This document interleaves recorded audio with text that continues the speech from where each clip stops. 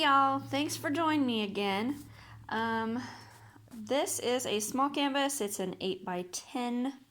I have gone ahead and taped it and put the push pins in.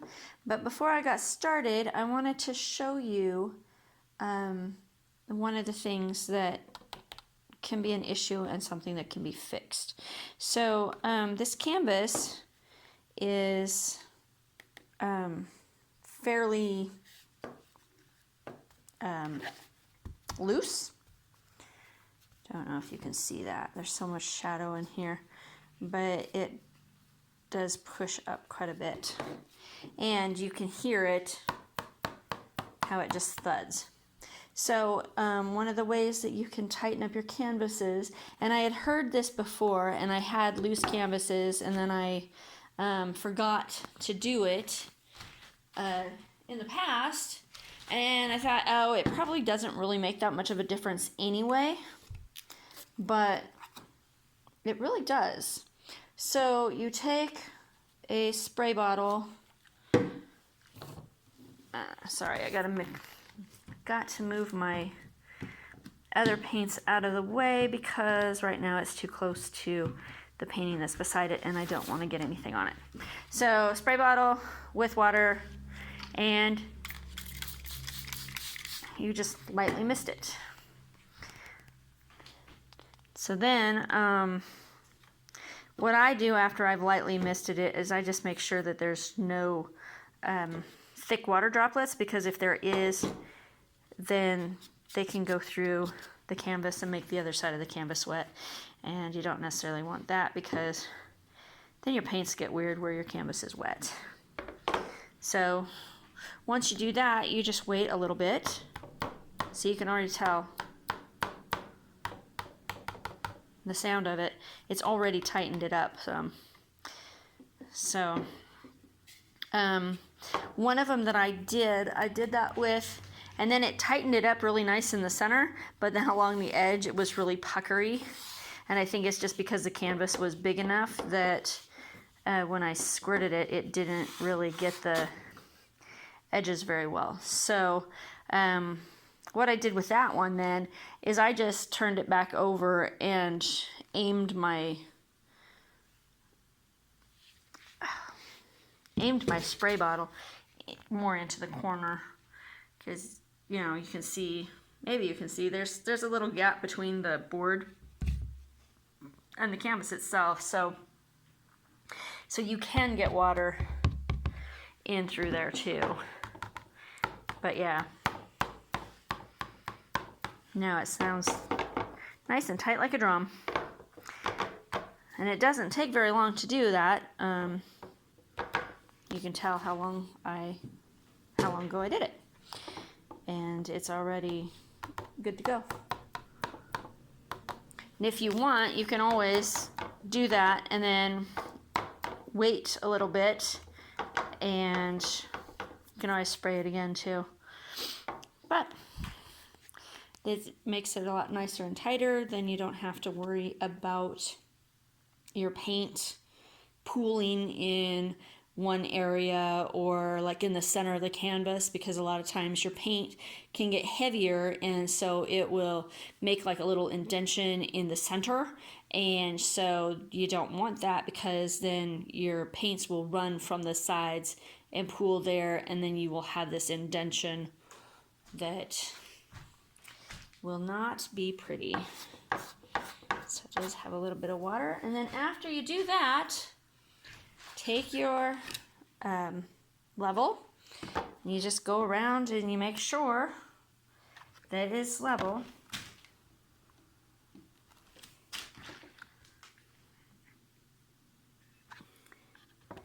So, yep, it's level on all the corners, or all the edges.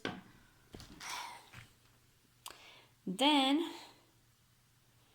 after you've done that, you can paint. So one of these sides is a little bit, I mean, it's level, but it taps because it's not completely flat on the table. And so I'm going to take and pull that thumbtack out just a little bit so that there's not that wiggling on there. But before I do that, I'll do that right before I flood my canvas. So what I'm going to use today is Master's Touch. Titanium white is going to be the base. And then I really want to try these glows. So I'm going to use FolkArt Glo green. And then I'm going to use FolkArt Extreme Glitter Emerald. And then navy blue, which this is a Ceramcoat Satin by Delta. And then I'm going to use another glow by FolkArt. It's Neutral Glo. So I'm not sure if that one will dry white or if it will dry clear. So that's one of the reasons I wanted to put that one in, just so I can find out for sure how that one's going to respond. And then this is Black Tie by DecoArt, and it's a satin. And then on top of the black, because this one you definitely want a dark color under it because it'll show up better, I'm using this FolkArt color shift. It's called Dragonfly Glaze. It has, if I remember right, it's got gold, red, and violet. And so you can kind of see I put the sticker on there that was on it. So I wanted to put that on top just to see what kind of cool effects we can get. So that's what I'm going to use. And like I said, this is an 8x10. So hopefully I don't have too many colors for this small of a canvas, but we'll find out. All right, I'm going to go ahead and flood my canvas and then I'll be back.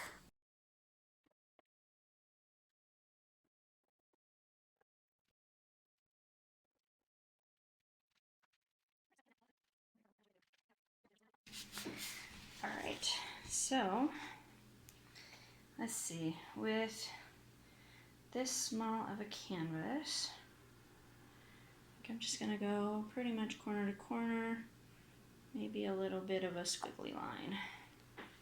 All right.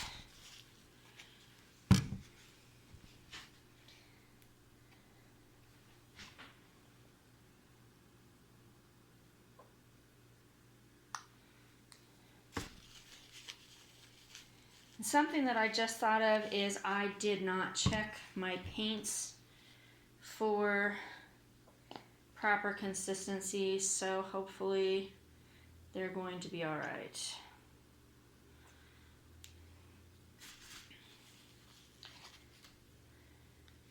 Because right now they kind of look like they are falling down under the white a little bit.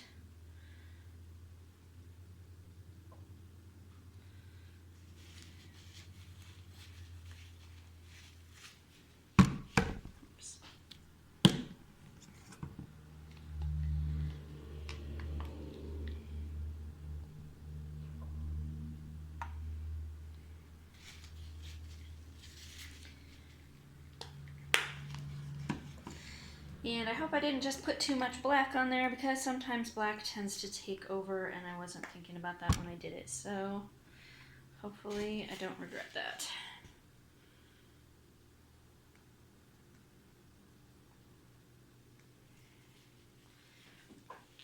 Alrighty.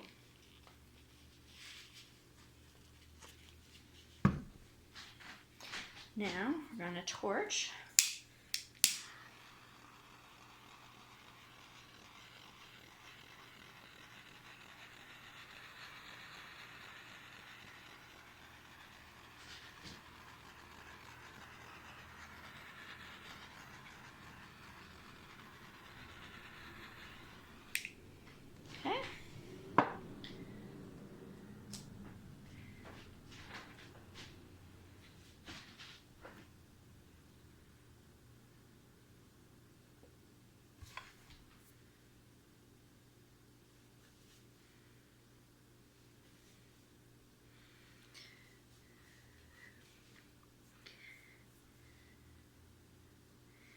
A few fuzzies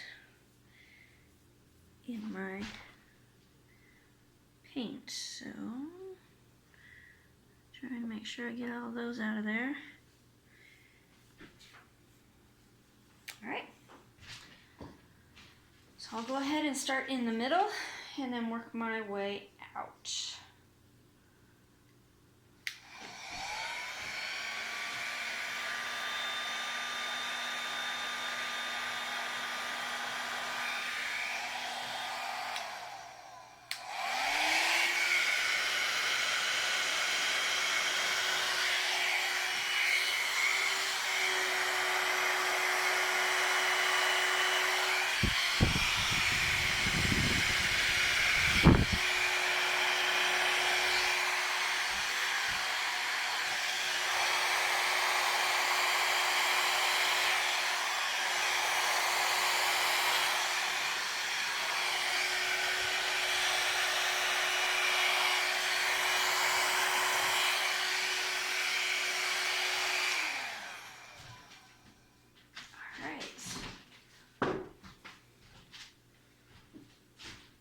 Ooh, I like that, and there's cells that are starting to appear already.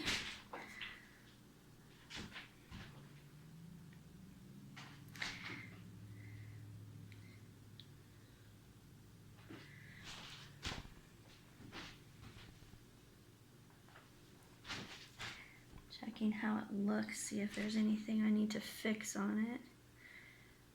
Fix this corner just a little bit.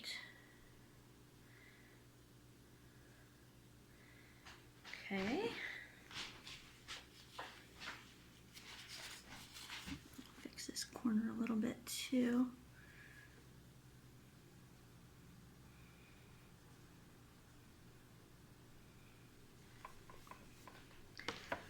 All right.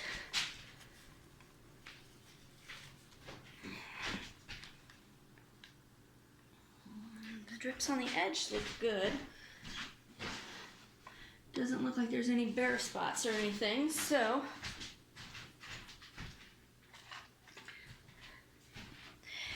after you do your touch-ups, then where did the canvas go? Here, I'll bring you down for a close-up. All right, before we look at the painting, make sure that you always scrape your drips. You don't want that to keep pulling off of your canvas, because that's what will happen. It'll keep pulling the color off of the top if you leave the drips. So always make sure you scrape those off. Sorry that I'm wandering all around with the camera. And it'll be so much nicer when I get set up to do this. Why is it not focusing? There we go.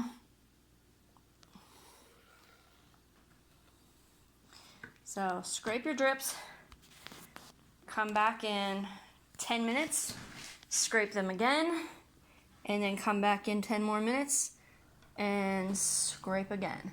And after that, they should be good.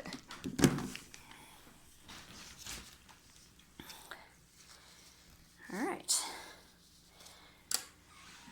So here's the close-up.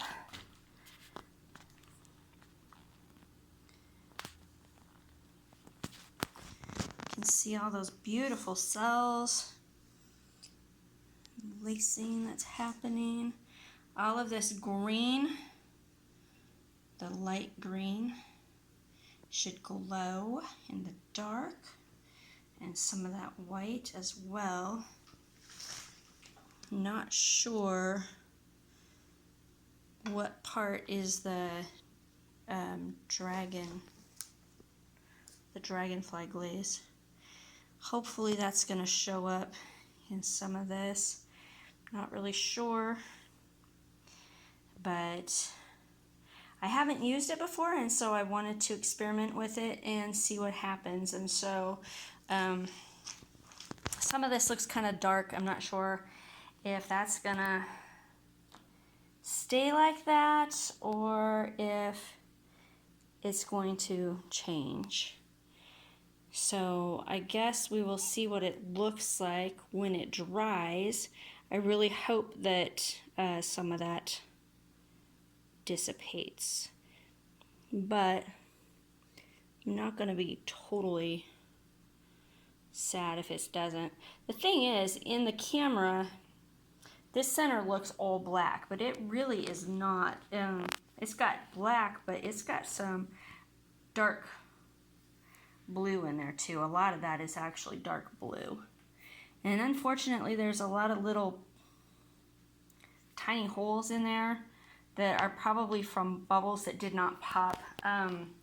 The torch that I'm using, I don't think is really strong enough to be able to pop these, but right now that's the only torch that I have available other than this one, and I don't think it is any stronger actually.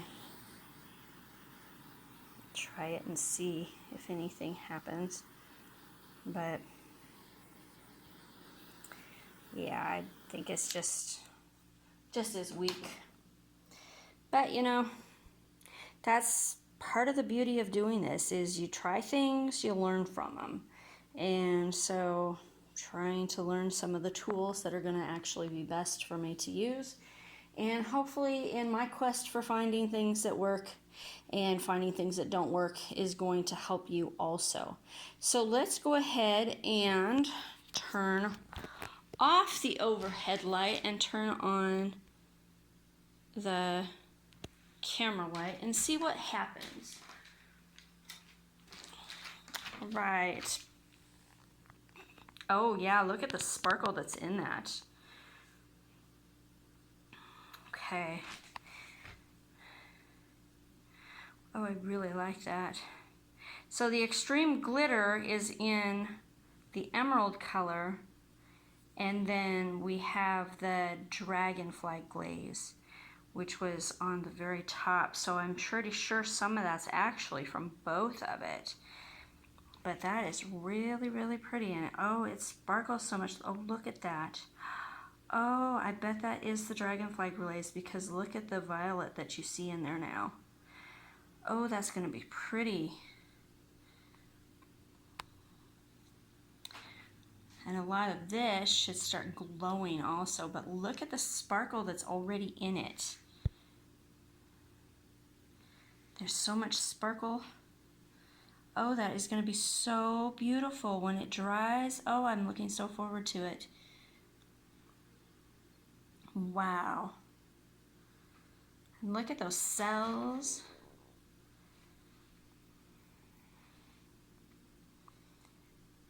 Really like this. This is going to be so beautiful, I think.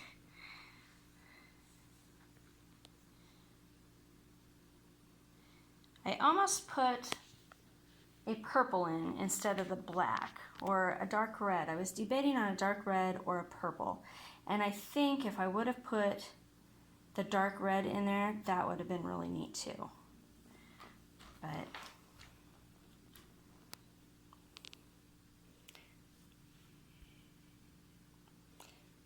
there it is.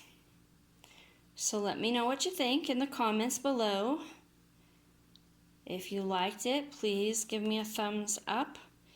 And if you haven't subscribed yet, I would love for you to become one of my newest subscribers. Thank you so much. I hope you have a great rest of your day, and I'll see you on the next video. Thanks. Bye.